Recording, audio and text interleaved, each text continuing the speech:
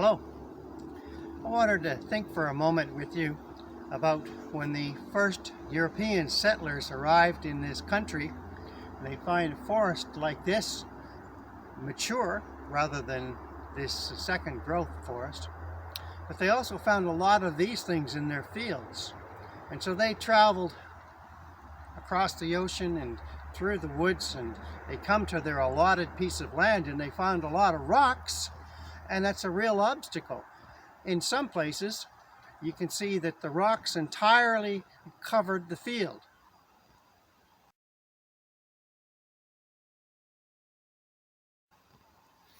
But there's a way they managed to think to turn obstacles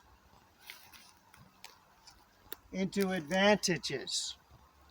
And they piled the rocks into fences, and that cleared the land enough that they could plant some crops in some places, and made fences for the animals like cattle and other animals that they brought along for husbandry.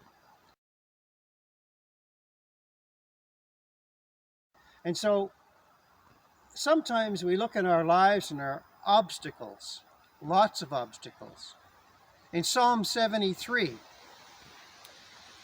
the psalmist is writing about obstacles that he sees.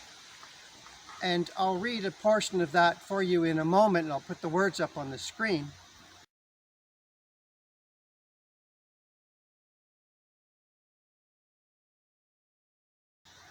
He comes to the conclusion in the psalm that when he thinks about it from God's perspective, that God is able to turn these obstacles in his life into advantages in his understanding of eternity.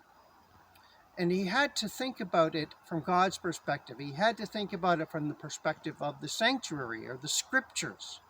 And so while turning his thoughts to God while having the obstacles in front of him, he was able to come to peace and able to understand that there is an advantage in eternity to the obstacles that become advantages.